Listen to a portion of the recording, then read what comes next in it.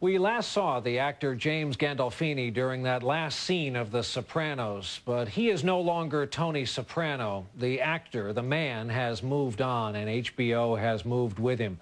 On September 9th, Gandolfini will host a powerful documentary on some of the 27,000 wounded veterans of the Iraq War. It's called Alive Day Memories, and it profiles the American volunteer fighting force that has given so much.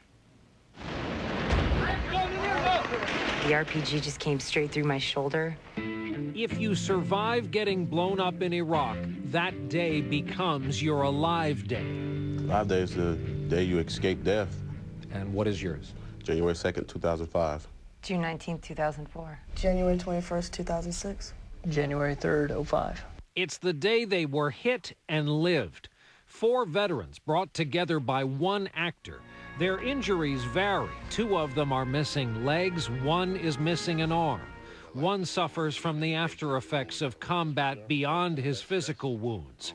They are 4 out of the 27,000 or so wounded, and they're in a new HBO documentary that came about because James Gandolfini visited Iraq and came home believing their stories needed to be heard. Jim, you and I talked about Iraq when we met during the filming of the last year of The Sopranos. I knew you were working on this, and I knew this had become a passion of yours. What have you learned doing this? I went there, I came back, I was struck by the silence of what's going, here in this country, about what's going on over there.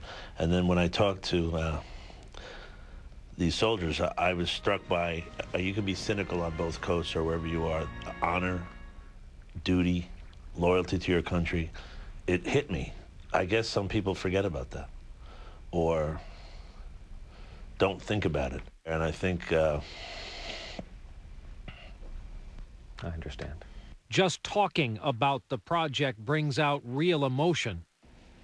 And talking about the war does the same. You say in the documentary one of your guys, it's heartbreaking, apologized to you for not welding more armor onto the Humvee. Though the documentary has no political point of view. Jim, you were careful to keep politics a mile away from this documentary. Why? I wanted to hear what they had to say. And I think sometimes when something is political, half of the people will shut down immediately and not listen. Whatever side it's on. One of the veterans in the documentary, Crystal Davis, we immediately recognized having first met her during her recovery at Walter Reed.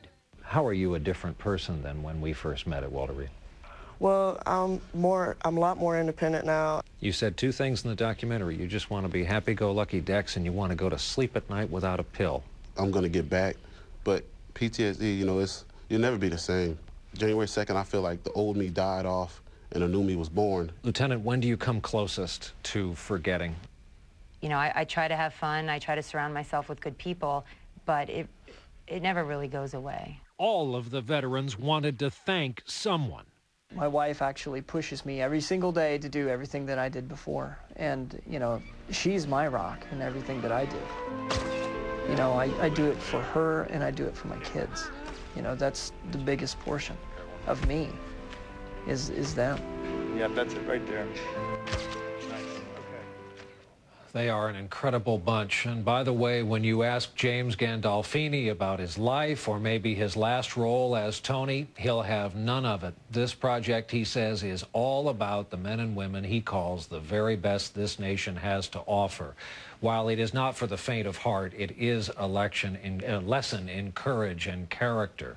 Alive Day Memories premieres on HBO this Sunday night.